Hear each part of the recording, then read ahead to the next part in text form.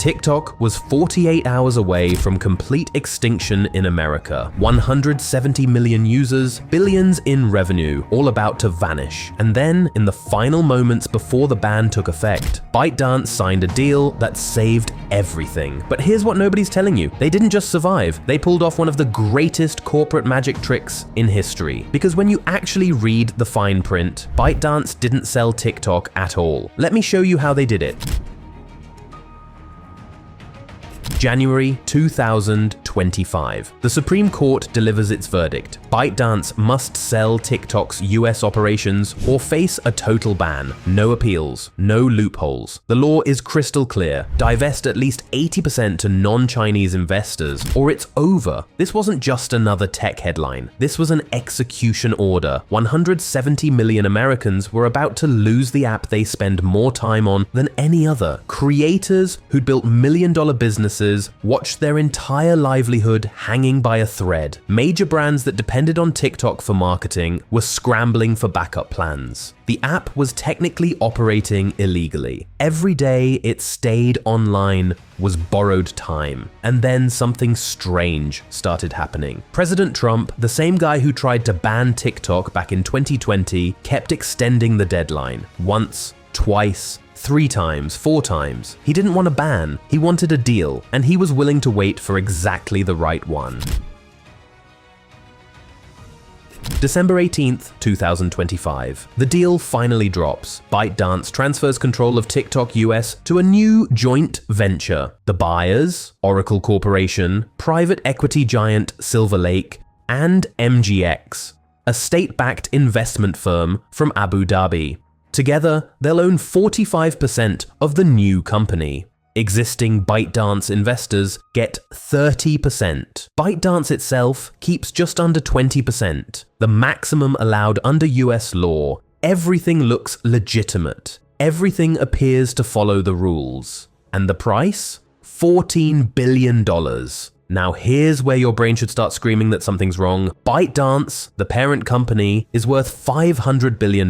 TikTok has 170 million American users. That's half the country. Back in 2020, Microsoft was ready to pay over $50 billion for TikTok. Elon Musk paid $44 billion for Twitter, which has a fraction of TikTok's engagement. Snapchat, a platform nowhere near as dominant, is valued at roughly the same $14 billion.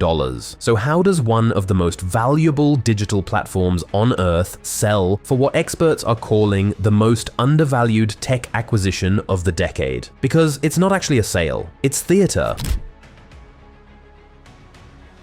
Here's what really happened, and this is where the deal becomes absolutely brilliant, or completely corrupt, depending on who you ask. ByteDance still owns the algorithm, that addictive, dopamine-triggering, perfectly personalized content feed that makes TikTok impossible to put down. That's still Chinese property. The new US company gets to license it. They'll retrain it on American data. They'll operate it. But ByteDance collects up to 50% of all profits through licensing fees and profit-sharing agreements. Read that again. ByteDance sold TikTok for $14 billion, but will collect half of all future profits indefinitely. Some reports say they're charging a 20% fee on all incremental revenue generated by the algorithm. Others suggest the profit sharing is even more aggressive. Either way, ByteDance gets billions per year without technically owning anything. Jim Secreto, a former Treasury official who worked on TikTok policy, was brutally honest. The law requires a clean break from ByteDance. This structure doesn't meet that standard. It looks more like a franchise deal that leaves TikTok's core technology in China than a true divestment.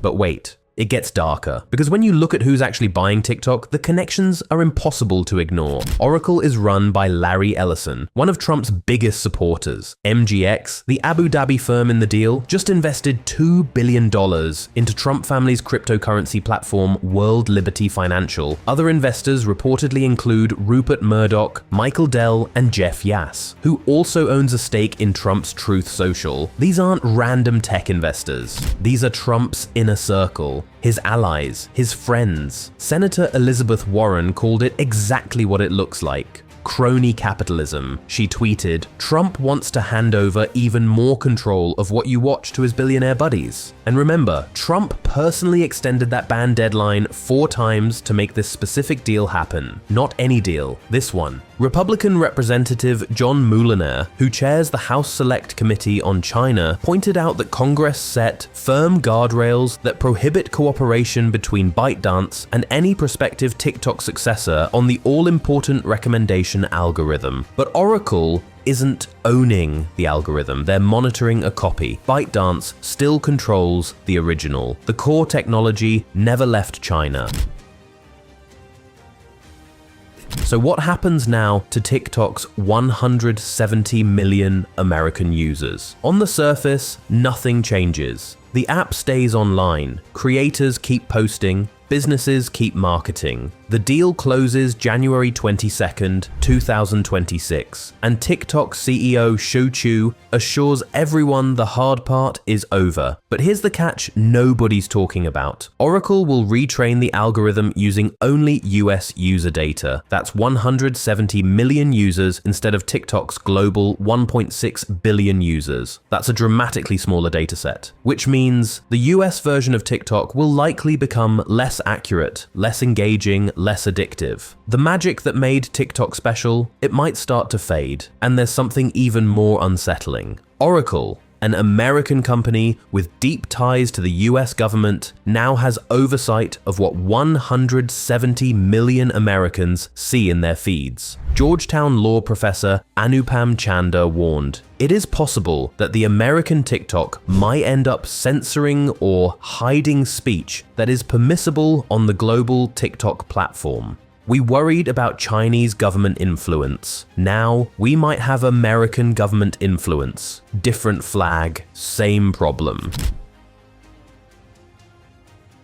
There's one more twist. The deal still needs approval from Chinese regulators, and Beijing has been suspiciously quiet. Trump claims Chinese President Xi Jinping agreed to the sale back in September, but China's foreign ministry has only said their position on TikTok is consistent and clear, without elaborating on what that position actually is. If China blocks the deal, everything collapses. ByteDance loses the US market entirely, Oracle loses its investment, and 170 million Americans lose their favorite app. But if it goes through, ByteDance just executed one of the greatest escapes in corporate history. Think about what just happened. ByteDance was facing a total ban, complete destruction of their US operations. Instead, they sold TikTok for $14 billion, a fraction of its value, kept the algorithm, the actual valuable asset, secured 50% of all future profits, billions per year forever, avoided the ban completely.